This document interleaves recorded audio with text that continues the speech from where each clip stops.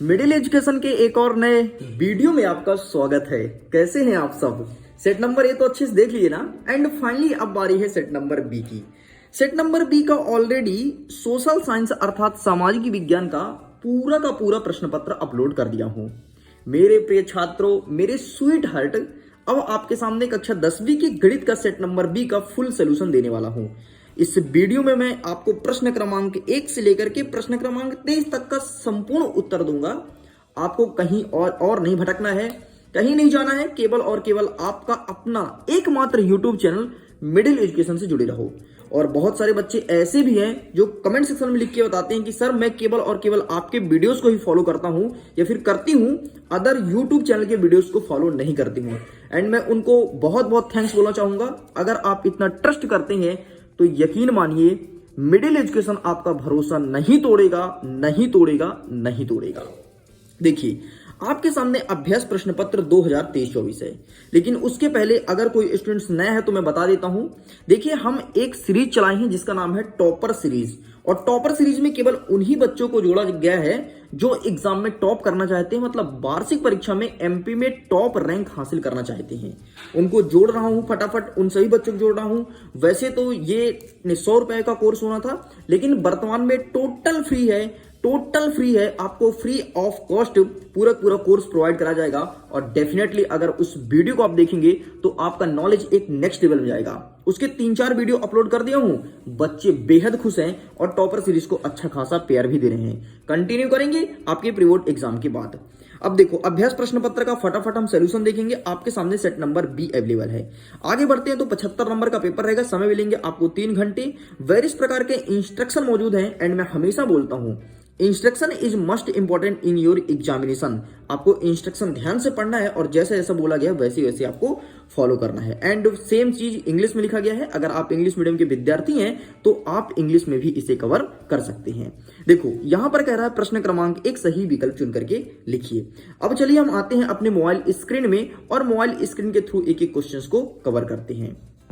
इसमें पहला नंबर कहता है कि किसी त्रिभुज एबीसी में DE बराबर है AB के तथा CD का मान यदि 6 सेंटीमीटर दिया है, EC का मान 8 सेंटीमीटर दिया है और यहीं पर आपको BE का मान 12 सेंटीमीटर दिया है, तो DA का वैल्यू हमें फाइंड करना है। तो जब हमने इस क्वेश्चन को सॉल्व किया तो DA का सही मान ऑप्शन नंबर D 9 निकल के आया है, अर्थात D पे आपको टिक करना है। आगे बढ़ते हैं। दूसरा नंबर कहता है दो संख्या A और B इस प्रकार है कि यदि A और B का हम गुणा करेंगे तो आएगा 432 और यदि हम इसी का HCF निकालने बैठे तो आएगा 6। तो ये कहता है कि LCM निकालने पर क्या आएगा, है ना। तो जब हम इस क्वेश्चन को सॉल्व किए, वैसे तो बहुत सरल है, सिंपल सा, आप 432 में से 6 का भाग दे दो, आपका आंसर आ जाएगा, है ना। तो इसका सही आंसर निकल के आया ऑप्शन नंबर बी, अर्थात 72 इस करेक्ट आंसर। आगे बढ़ते हैं। नेक्स्ट कहता है तीसरा नंबर, यदि किसी द्विघात बहुपद, आपको बहुपद लिखा है ax² धन bx धन c का शून्य का अल्फा और बीटा हो तो अल्फा इंटू बीटा का मान क्या होगा। जब मैं सेट नंबर ए सॉल्व करा रहा था तो उसमें पूछा था अल्फा प्लस बीटा, यदि आपको याद होगा तो। नहीं याद है कोई दिक्कत नहीं, मिडिल एजुकेशन की याद है। तो मैं बताया था बेटा कि अगर अल्फा प्लस बीटा होता है तो उसका सही आंसर -b/a होता है, लेकिन यहीं पर यदि इंटू होता तो इसका सही आंसर c/a होता। एंड फाइनली इंटू वाला पूछ लिया है। और मैं बता देता हूँ, वार्षिक परीक्षा में प्रश्न क्रमांक 3 आपके एग्जाम में देखने को मिलेगा, इसलिए अच्छे से ध्यान से देख लो। और प्रश्न क्रमांक 4 भी तुम्हारे पेपर में आएगा। चौथा नंबर क्या कहता है, a1/a2 is not equal to b1/b2। तो रैखिक समीकरण हमें एक दिया है और दूसरा दिया है, तो इसका क्या हल होगा। तो इसका सही आंसर एक अद्वितीय हल होगा, अर्थात ऑप्शन नंबर ए को टिक करना था। आगे हमारा प्रश्न क्रमांक 5 कह रहा है, एक श्रेणी दिया है हमें जो 6 का पहाड़ा है, 6 का टेबल है। देखो 6 का 6, 6 दूनी 12, 6 त्रिक 18 और ये कह रहा है कि 54 तक जाने में कितने नंबर में आएगा, 5वां 8वां 9वां 6वां। तो आप खुद टेबल पढ़ लो। 6 1 कम 6, 6 दूनी 12, 6 त्रिक 18, 6 चौको 24, 6 पंचे 30, 6 साइंक 36, 6 फत्ते 42, 6 8 48, 6 नैया 54, अर्थात ऑप्शन नंबर सी सही उत्तर हो जाएगा। आगे बढ़ते नेक्स्ट कहता है कि दो बिंदु दिया है ए और बी, इसकी बीच की दूरी फाइंड करनी है। तो बीच की दूरी फाइंड करने के लिए सिंपल सा इस वाले सूत्र का प्रयोग करते हैं, तो किसी भी स्थान की बीच की दूरी ज्ञात की जा सकती है। इस प्रकार से ये सभी कंप्लीट होते हैं। अगर आप इंग्लिश मीडियम के विद्यार्थी हैं तो इंग्लिश में भी क्वेश्चंस लिखा गया है, आप आसानी से देख सकते हैं। आगे बढ़ते हैं। प्रश्न क्रमांक 2 कह रहा है रिक्त स्थान की पूर्ति कीजिए। पहला नंबर कहता है कि प्रत्येक भाज्य संख्या को डैश डैश संख्याओं के गुणनफल के रूप में व्यक्त किया जाता है। तो प्रत्येक भाज्य संख्या को अभाज्य संख्या के गुणनफल के रूप में व्यक्त किया जाता है, तो यहाँ पर अभाज्य लिखना है। दूसरा नंबर कहता है द्विघाती समीकरण दिया है ax² धन bx धन c बराबर 0 के विविधकर का सूत्र हमें बताना है। तो इसका सूत्र होता है सिंपल सा d बराबर b² माइनस 4ac, ये इसका फॉर्मूला है। ओके, आगे देखते हैं। थर्ड नंबर कह रहा है यदि किसी समांतर श्रेणी का यनवा पद 3 + 2n हो तो तब श्रेणी का प्रथम पद क्या होगा। तो यहाँ पर सिंपल सा आपको लिखना है c/a। ये सॉरी बेटा, इसका प्रथम पद हो जाएगा 5। सॉरी बेटा, सॉरी, इसका प्रथम पद हो जाएगा 5। ठीक, यहाँ पर आपको 5 लिखना है। नेक्स्ट कहता है वृत्त को 2 बिंदुओं पर प्रतिच्छेद करने वाली रेखा क्या कहलाती है। तो जब वृत्त को 2 बिंदु पर प्रतिच्छेद करे तो उसे छेदक रेखा के नाम जानते हैं। तो यहाँ पर आपको छेदक रेखा लिख देना है। ठीक, आगे बढ़ते हैं। नेक्स्ट 5वां नंबर, 2 समान कोणिक त्रिभुजों में उसकी संगत भुजाओं का अनुपात सदैव क्या होता है। तो हमेशा समान होता है। एंड हमारा 6वां नंबर कह रहा है 3 मीटर ऊंची मीनार के पाद में 3 मीटर दूर स्थित बिंदु पर मीनार की चोटी का उन्नयन कोण क्या होगा। तो यहाँ पर आपको सिंपल सा 45 डिग्री लिख देना है। आगे बढ़ते हैं। यहाँ पर इंग्लिश में फिल इन द ब्लैंक्स है, यहाँ से भी आप चेकआउट कर सकते हैं। हम अब देखेंगे आपका सत्य असत्य का सही उत्तर क्या हो जाएगा। सत्य असत्य का पहला नंबर कहता है किसी बिंदु का भुज 0 है और कोटि 3 है तो वह x अक्ष पर स्थित होगा। यदि भुज 0 है और y मतलब 3 कोटि है तो x अक्ष पर नहीं बल्कि वह y अक्ष पर स्थित होगा। यह आपका असत्य हो जाएगा। ठीक, क्योंकि ये वैल्यू ऐसे लिख दिया ना बेटा, ये तो भाई 0 और 3 लिखा है तो x अक्ष पे कहाँ भाई, y में है 3 तो y अक्ष पे होगा। नेक्स्ट कहता है यदि किसी द्विघात समीकरण के विविधकर का मान 0 है तो उसके मूल वास्तविक और समान होंगे। बिल्कुल सत्य है। नेक्स्ट तीसरा नंबर, एक श्रेणी दिया है 2 - 2 2 - 2 डैश डैश एक समांतर श्रेणी में है। भाई देखो, समांतर का मतलब होता है इसमें जो अंतर है वो समान होना चाहिए। आइए हम देखते हैं क्या अंतर समान है। इसमें पहले 2 से 0 में जाएंगे, फिर -2 में जाएंगे, इसमें 4 का अंतर है। फिर इसमें कितने का अंतर है, 2 से जाएंगे 1 में, फिर पहले 2 से जाएंगे 0 में, फिर -2 में, इसमें भी 4 का अंतर है। अब 2 के बाद इसमें भी 4 का अंतर है। हाँ जी, बिल्कुल सत्य है। ठीक, हाँ सत्य आपको लिखना है। नेक्स्ट देख लेते हैं। नेक्स्ट हमारा चौथा नंबर कह रहा है कि क्षैतिज तल से ऊपर की ओर देखने पर दृष्टि रेखा क्षैतिज रेखा के साथ अवनमन कोण बनाती है। नहीं, ये आपका असत्य हो जाएगा। अगर हम नीचे की ओर देखते हैं तब अवनमन बनाती है और अगर ऊपर की देखते हैं तो उन्नयन कोण बनाती है। तो यदि यहाँ पर उन्नयन होता तो सही उत्तर हो जाता, लेकिन यहाँ पर अवनमन दिया है इसलिए गलत हो जाएगा। 5वां नंबर कहता है एक किनारे पर बेलनकार बनाई गई पेंसिल एक शंकु और एक बेलन का संयोजन है। बिल्कुल सत्य हो जाएगा। नेक्स्ट कहता है किसी घटना की प्रायिकता 1 से अधिक नहीं हो सकती। तो बिल्कुल असत्य है, हो सकती है। किसी घटना की प्रायिकता 1 से अधिक भी हो सकती है। आगे बढ़ते हैं। प्रश्न क्रमांक 4 का है सही जोड़ी मिलाइए। आइए फटाफट आपके सामने ही सही जोड़ी मिलाते हैं। 1 + cot स्क्वायर थीटा, ये हो जाएगा आपका cosec स्क्वायर थीटा, यहाँ से मैच करना है। नेक्स्ट कहता है सेक थीटा, तो सेक थीटा का सही आंसर आपको लगाना है 1/cos थीटा। ठीक, इससे मैच करना है। नेक्स्ट कहता है sine square theta plus cos square theta, तो इसका 1 का मान होता है, अर्थात ऑप्शन नंबर ई के साथ मैच करना है। नेक्स्ट हमारा कह रहा है कि वृत्त की परिधि, तो वृत्त की परिधि होती है 2πr, तो यहाँ से मैच करना है। नेक्स्ट कह रहा है वृत्त का क्षेत्रफल, तो वृत्त का क्षेत्रफल होता है πr², तो यहाँ से आपको मैच करना है। और आपका नेक्स्ट कह रहा है असंभव घटना की प्रायिकता, तो यहाँ पर सिंपल सा आपको 0 लिखना है क्योंकि घटना ही असंभव है, इम्पॉसिबल है। इस प्रकार से ये कंप्लीट होता है, स्क्रीनशॉट ले लो। आगे बढ़ते हैं। नेक्स्ट हमारा क्या कह रहा है, ठीक, यहाँ पर इंग्लिश में अवेलेबल है तो इंग्लिश से देख लो, यहाँ पर पूरा सही सही मैच हो जाएगा। ठीक, इसका आंसर ये हो जाएगा।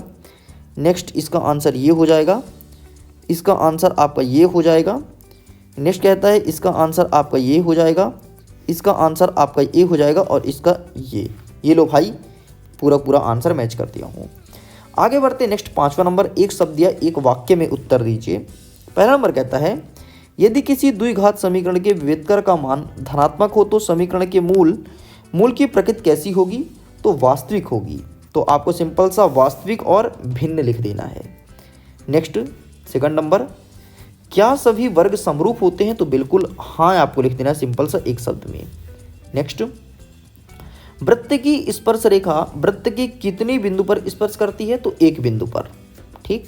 नेक्स्ट, एक बिंदु दिया है 4 और 1 और 4 और दूसरा दिया है 3 और 2 को मिलाने वाली रेखाखंड के मध्य बिंदु का निर्देशांक क्या होगा? तो यहाँ पर सिंपल सा आपको निर्देशांक लिख देना है 2 और 3, खत्म।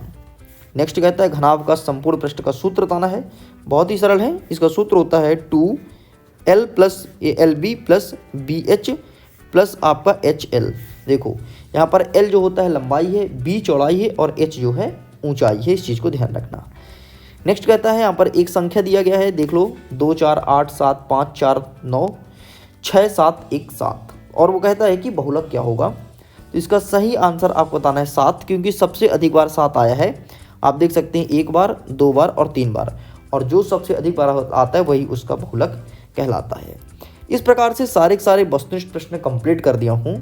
6वां नंबर कहता है कि व्याख्या कीजिए कि 7 गुणे 11 गुणे 13 धन 13 और 7 गुणे 6 गुणे 5 गुणे 4 गुणे 3 गुणे 1 धन 5 भाज्य संख्या है, क्यों है? ये चीज बोला गया है। एंड इसके अथवा में कहता है कि एक संख्या दिया है 5005, अभाज्य गुणनखंड से आपको गुणनफल ज्ञात करना है। एंड फाइनली मैं 6वें का अथवा का उत्तर लेकर आया हूं, तो ये रहा आपके सामने, प्लीज आप इसका स्क्रीनशॉट ले लो। ठीक, कुछ इस प्रकार से आपको फाइंड करना है, पूरा का पूरा यही आंसर लिखना। तो इसका अभाज्य गुणनखंड आ जाएगा 5 7 11 और 13। चलिए आगे बढ़ते हैं। नेक्स्ट प्रश्न नंबर 7 कह रहा है कि संख्या 6 72 और 120 का अभाज्य गुणनखंड विधि से एलसीएम ज्ञात करना है। एंड इसी के अथवा में कहता है कि जांच कीजिए कि क्या किसी प्राकृतिक संख्या n के लिए संख्या 4n शून्य पर समाप्त हो सकती है। तो इसके लिए हम ऊपर वाला आंसर कवर करेंगे, ये रहा आपके सामने, पूरा पूरा आप देख सकते हैं, आप इसका स्क्रीनशॉट ले लीजिए। चलिए साइड करते हैं। नेक्स्ट प्रश्न, प्रश्न नंबर 8 कह रहा है द्विघाती बहुपद, हमें बहुपद दिया गया है x² माइनस 2x माइनस 8 का शून्य ज्ञात करना है। और अथवा कहता है कि एक द्विघाती बहुपद ज्ञात कीजिए जिसके शून्य का योगफल और गुणनफल क्रमशः 1/4 और -1 होगा। तो ये रहा आपके सामने प्रश्न क्रमांक 8 का उत्तर, पूरा का पूरा लिखा गया है, तो प्लीज आप इसका भी स्क्रीनशॉट ले लीजिए। चलिए साइड करते हैं। नेक्स्ट क्वेश्चन देखते हैं।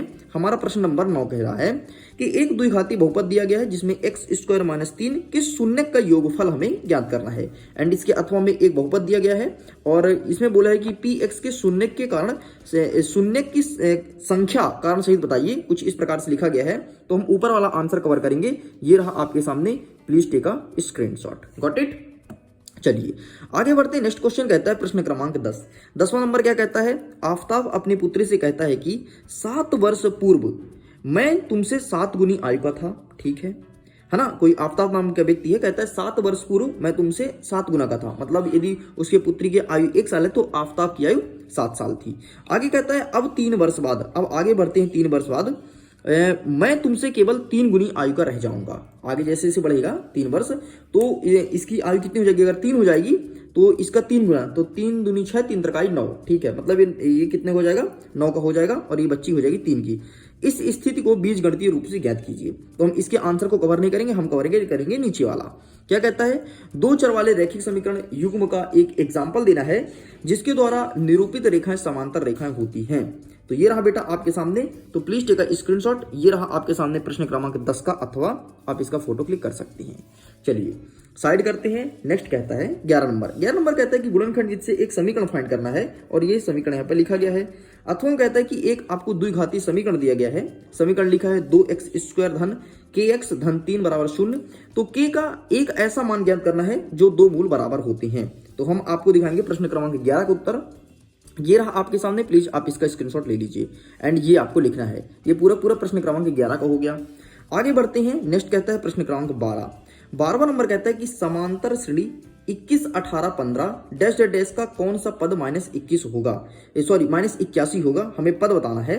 और इसी के अथवा में कहता है कि एक श्रेणी दिया गया है 7, 13, 19, तो बोला है कि 205 में पदों की संख्या ज्ञात कीजिए। तो हम ऊपर वाला कवर कर लेते हैं, ये रहा हमारे सामने ऊपर वाले का आंसर। तो प्लीज आप इसका स्क्रीनशॉट ले लो और पूरा पूरा यही लिख करके चले आना। चलिए आगे बढ़ते हैं। नेक्स्ट प्रश्न, प्रश्न क्रमांक 13 कह रहा है कि एक आकृति दी गई है DE जो कि परपेंडिकुलर है BC के, तो EC का मान हमें ज्ञात करना है। एंड ये रहा आपके सामने, तो प्लीज आप इसका स्क्रीनशॉट ले लो, ये रहा आकृति। ठीक इस प्रकार से आपको आंसर लिखना है, तो 2 सेंटीमीटर आपका फाइनल आंसर आ जाएगा। चलिए जी आगे बढ़ते हैं। नेक्स्ट प्रश्न कहता है, प्रश्न क्रमांक हमारा 14। ठीक इसके अथवा को हम कवर नहीं कर रहे हैं, हमें एक एक लिखना है ना, एक एक ही कवर करेंगे। 14 नंबर कहता है कि x और y में एक संबंध ज्ञात कीजिए ताकि बिंदु x y बिंदु 3, 4 और -3, 4 के समदूरस्थ हो। एंड इसी के अथवा में कहता है कि बिंदु दिया गया है, बिंदु A और B लिखा है और -A -B, इसकी बीच की दूरी हमें फाइंड करनी है। तो बीच की दूरी ज्ञात करने का सूत्र क्या होता है, यहाँ पे लिखा है PQ बराबर √(x2 - x1) square plus y2 - y1 का स्क्वायर, और इस प्रकार से आपको सॉल्व करना है। ये रहा आपका पूरा का पूरा फुल सोल्यूशन। Got it. चलिए इसे भी साइड करते हैं, आगे बढ़ते हैं। नेक्स्ट क्वेश्चन हमारा 15 नंबर क्या कह रहा है। 15 नंबर कहता है कि ये साइन A का मान दिया है 3/5 हो, तो tan A का मान हमें ज्ञात करना है। एंड इसी के अथवा में कहता है कि हमें कुछ वैल्यूज दिया है, जैसे कि देखिए 2 tan square 45 degree plus cos square 30 degree minus sine square 60 degree. तो इसको हमें फाइंड करना है। तो सिंपल सा बेटा, आपको tan 45 का मान पता होना चाहिए, cos 30 का मान पता होना चाहिए और साइन 60 का मान पता होना चाहिए, तभी आप कर पाएंगे। तो एक टेबल होगा आपके ट्रिग्नोमेट्री चैप्टर नंबर 8 में, तो प्लीज उस टेबल को अच्छे से पढ़ लेना, क्योंकि वार्षिक परीक्षा में 2 से 3 प्रश्न आपको यहां से देखने को मिलेगा। ठीक है, चलिए तो इसका आंसर क्या रहा, ये आपके सामने देखो, tan 45 का मान 1 होता है, cos 30 का मान √3/2 होता है और sin 30 का मान √3/2 होता है। हमने रख दिया और काट पीट दिया, हमारा आंसर आ गया 2। इसी प्रकार से सॉल्व करना था, बहुत ही सिंपल है। लेकिन आपके वार्षिक परीक्षा में 2 से 3 प्रश्न देखने को मिलेगा केवल और केवल ट्रिग्नोमेट्री से, मतलब त्रिकोणमिति से। आगे बढ़ते हैं। नेक्स्ट 6वां नंबर कहता है कि एक चित्त प्राप्त करने की प्रायिकता ज्ञात कीजिए जब एक सिक्कों को एक बार उछाला जाता है, साथ ही एक पट्ट प्राप्त करने की भी प्रायिकता हमें फाइंड करना है। तो ठीक है भाई, दिखा देते हैं। एक चित्त और एक पट्ट निकालना है। तो देखिए, हेड निकालने के लिए 1/2 हो जाएगा और टेल निकालने के लिए 1/2 हो जाएगा। ऐसा क्यों? क्योंकि सिक्के के 2 पहलू होते हैं ना, हेड और टेल, इसलिए 2 आ गया। चित्त निकालना है तो 1 ऊपर आ जाएगा, पट्ट निकालना है तो 1 ऊपर आ जाएगा, इसलिए 1/2 आपका सही उत्तर हो जाएगा। आगे बढ़ते, नेक्स्ट प्रश्न कह रहा है, प्रश्न क्रमांक आपका 16 का अथवा, इसे भी देख सकते हैं। ये बहुत इंपॉर्टेंट प्रश्न है, पिछले कई सालों से लगातार रिपीट हो रहा है एंड फाइनली इस बार भी आपके एग्जाम में देखने को मिलेगा। देखिए स्टूडेंट्स, आपको गणित के प्रश्न पत्र का PDF डाउनलोड करना है, तो लिंक डिस्क्रिप्शन बॉक्स में दिया गया है, चेकआउट कीजिए, अपने PDF को डाउनलोड कीजिए। इसके अलावा मन में कोई भी क्वेरीज हो, कुछ पूछना है, मेरे से बात करना चाहते हो, तो बेझिझक आप मुझे इंस्टाग्राम पर मैसेज कर सकते हैं। आगे बढ़ते हैं। प्रश्न क्रमांक 17 कह रहा है कि एक बक्से में 3 नीले रंग, 2 सफेद रंग और 4 लाल रंग के कंचे हैं। ठीक, कंचे मतलब बंटी जो तुम खेलते थे। ठीक है, यदि इस बॉक्स में से एक कंचा यादृच्छिक निकाला जाता है तो इसकी प्रायिकता क्या होगी यदि कंचा, पहला नंबर क्या कह रहा है, कंचा लाल हो या फिर नीला हो। तो आइए दिखा देते हैं भाई। कंचे वंचित बहुत खेलोगे, लेकिन इसके बाद कौन सा क्वेश्चन दिया है, 20 बल्ब के समूह में 4 बल्ब खराब हो जाता है। ये भी आपके प्रोबेबिलिटी से ही क्वेश्चन पूछा गया, मतलब प्रायिकता से। इस समूह में से एक बल्ब को यादृच्छिक निकाला जाता है तो इसकी प्रायिकता क्या होगी, बल्ब खराब हो। तो ये रहा 70 नंबर का ऊपर वाला। प्लीज आप ऊपर वाला आंसर देख लीजिए, पूरा स्क्रीनशॉट ले लो, यही कहीं लिख करके चले आना है। ठीक है, अब देखो, इसमें आपको नीला और लाल निकालना है, ध्यान देना, सफेद वाला नहीं निकालना। तो पहला वाला मत लिखना, दूसरा और तीसरा केवल लिखना है, इस चीज को ध्यान देना। पहला वाला लिखोगे तो नंबर कट जाएगा, नंबर मत कटवाना, इस चीज को ध्यान रखना, क्योंकि मिडिल एजुकेशन चाहता है आप MP टॉप करो, और MP टॉप करने के लिए हमें मजाक में नहीं बल्कि सीरियस होकर के पढ़ाई करनी पड़ेगी। Got it. आगे बढ़ते हैं। नेक्स्ट कहता है प्रश्न नंबर 18। 18 नंबर कहता है कि 1.5 मीटर लंबा एक प्रक्षेप का एक चिमनी से 28.5 मीटर की दूरी पर है। आंखों से चिमनी के शिखर का उन्नयन कोण 45 डिग्री है, तो चिमनी की ऊंचाई हमें फाइंड करनी है। ठीक, एंड इसके अथवा देख लो क्या दिया गया है। मीनार के आधार पर एक सरल रेखा 4 मीटर की दूरी पर है और 9 मीटर की दूरी पर स्थित 2 बिंदु पर मीनार के शिखर का उन्नयन कोण पूरक है। इससे सिद्ध कीजिए कि मीनार की ऊंचाई 6 है। ये प्रश्न बोला गया है, तो हम ऊपर वाला आंसर कवर करेंगे। एंड ये रहा, सबसे पहले आपको चित्र बनाना है, चित्र आप देख सकते हैं, एंड यहां से आपको हल लिखना है। तो प्लीज आप इसका स्क्रीनशॉट ले लीजिए। Got it. तो चिमनी की ऊंचाई आ जाएगी 30 मीटर, आपको यही आंसर लिख लेना है। आगे बढ़ते, नेक्स्ट कहता है प्रश्न क्रमांक 19 नंबर कहता है कि एक बिंदु A से जो एक वृत्त के केंद्र से 5 सेंटीमीटर की दूरी पर है, तो वृत्त पर स्पर्श रेखा की लंबाई 4 सेंटीमीटर है, तो वृत्त की त्रिज्या ज्ञात कीजिए। एंड अथवा कहता है दो संकेंद्रीय वृत्तों की त्रिज्या 5 सेंटीमीटर और 3 सेंटीमीटर है, बड़े वृत्त की उस जीवा की लंबाई ज्ञात कीजिए जो छोटे वृत्त को स्पर्श करती हो। तो ये रहा आपके सामने आंसर, तो प्लीज आप इसका फोटो क्लिक कर सकते हैं। Got it. आगे बढ़ते हैं। नेक्स्ट रहा प्रश्न क्रमांक 20 नंबर। 20वां नंबर क्या कह रहा है कि एक त्रिज्या दिया है 12 सेंटीमीटर का। अच्छा एक सेकंड ना रुकना, उसके आगे का आंसर ये रहा, इसका भी स्क्रीनशॉट ले लो। चलिए 20वां नंबर देख लेते हैं। हमें एक रेडियस दिया गया है 12 सेंटीमीटर का, वृत्त की कोई जीवा है जो कि 120 डिग्री कोण अंतरित करती है, बनाती है, तो संगत वृत्त खंड का क्षेत्रफल हमें फाइंड करना है। हमें पाई का वैल्यू दिया है और √3 का मान दिया है, इसका उपयोग करते हुए। तो ये देखो भाई, इस प्रकार से आपको सॉल्व करना है। ये रहा पूरा का पूरा आंसर, तो प्लीज आप इसका स्क्रीनशॉट ले लो। ऐसे ही सॉल्व करना है। SV का वैल्यू आपको कुछ इस प्रकार से आ जाएगा। आगे बढ़ते हैं। नेक्स्ट कहता है प्रश्न नंबर 21 नंबर कहता है कि एक रैखिक समीकरण दिया गया है x धन 3y बराबर 6 और यहां पर दिया है 2x माइनस 3y बराबर 12। तो इसको हमें सॉल्व करना है प्रतिस्थापन विधि से। ठीक है, याद रखना प्रतिस्थापन, विलोपन और 3-4 प्रकार के मेथड हैं, तो अलग अलग मेथड लिखा जाएगा कि कौन सा प्रतिस्थापन विधि से सॉल्व करो, कौन सा विलोपन विधि से, तो उसी मेथड से आपको सॉल्व करना पड़ेगा, तभी पूरे नंबर मिलेंगे। हमें बोला प्रतिस्थापन से, तो हम प्रतिस्थापित करके दिखाएंगे कुछ इस प्रकार से। सबसे पहले x का वैल्यू निकाल लेंगे, x का वैल्यू हमारा आ गया, फिर सिंपल सा समीकरण नंबर 2 में पुट कर देंगे तो y का वैल्यू आ जाएगा, और y का वैल्यू जो है वो समीकरण 3 में रख लेंगे, तो एक x का मान एक y का मान आ जाएगा। इस प्रकार से हमारा सॉल्व हो जाएगा। Got it. आगे बढ़ते हैं। नेक्स्ट कहता है प्रश्न क्रमांक 22वां नंबर कहता है कि एक खिलौना जिसकी त्रिज्या 3.5 सेंटीमीटर वाले एक शंकु के आकार का है, यदि इसकी त्रिज्या वाले एक अर्धगोला अध्यारोपित है, तो इस खिलौने की संपूर्ण ऊंचाई 15.5 सेंटीमीटर है, तो खिलौने के संपूर्ण पृष्ठीय क्षेत्रफल हमें फाइंड करना है। ठीक, आगे देख लेते हैं। अथवा कहता है कि दवा का एक कैप्सूल एक बेलन के आकार का है। ठीक है, एक दवा कैप्सूल है जो बेलन के आकार का है, और कैप्सूल बेलन के आकार का ही होता है, देखी होगी, खाई भी होगी कभी कभी जब तबीयत खराब होती है। तो आगे लिखा है जिसके दोनों सिरों पर एक अर्धगोला लगा हुआ है। ठीक है, दोनों सिर पर एक गोला लगा हुआ है। ठीक, जैसे कैप लग जाता है कैप्सूल में। ठीक, कैप्सूल देख लो कुछ इस प्रकार से होता है, कैप्सूल तो देखे होगे। ठीक है, तो कहता है कि पूरे कैप्सूल की यदि लंबाई 14 mm है और उसका व्यास यदि 5 mm है, तो पृष्ठीय क्षेत्रफल ज्ञात करना है। तो वेरी सिंपल, आपको पृष्ठीय क्षेत्रफल का सूत्र लगाना है और इसे फाइंड करना है। कैसे करेंगे, ये रहा आपके सामने पूरा लिखा गया है। PDF को डाउनलोड कीजिए, मैं अगेन कह रहा हूं, लिंक डिस्क्रिप्शन बॉक्स में है, चेकआउट कीजिए। ठीक है, इसका सही आंसर 220 mm² आ जाएगा। और अगर तुमको वार्षिक परीक्षा का ऐसे प्रश्न पत्र चाहिए, चाहे वायरल प्रश्न पत्र हो या रियल हो, तो इसके लिए आपको टेलीग्राम पर जुड़ना पड़ेगा, सॉरी इंस्टाग्राम पर जुड़ना पड़ेगा। इंस्टाग्राम पर स्टोरी के माध्यम से आपको प्रोवाइड कराया जाएगा, टेलीग्राम पर और यूट्यूब पर नहीं डाल सकता, ये चीज आपको भी पता है। चलिए अब भाई साहब, ये रहा आपके सामने अंतिम प्रश्न। अंतिम तक पहुंच ही गए हो, एक प्रश्न का उत्तर मिल ही गया है, तो वीडियो को दिल से लाइक करके चैनल को सब्सक्राइब कर लीजिए। अब देखो, इसमें से हम आपको ऊपर वाला नहीं बल्कि नीचे वाला आंसर दिखाएंगे। नीचे वाला आप क्वेश्चन देख लो, एंड ये रहा आपके सामने आंसर, तो प्लीज आप इसका स्क्रीनशॉट ले लीजिए। Got it. तो इस प्रकार से पूरा पेपर कंप्लीट करता हूं। उम्मीद करता हूं वीडियो काफी पसंद आया होगा। अगर वीडियो सच में पसंद आए तो वीडियो को लाइक कीजिए, अपने मित्रों के साथ शेयर कीजिए। अगर पहली बार आए हैं आप मिडिल एजुकेशन चैनल को सब्सक्राइब जरूर कीजिएगा। आपके एग्जाम के लिए ऑल द बेस्ट। जल्द मिलते हैं नेक्स्ट सब्जेक्ट के साथ। Bye bye.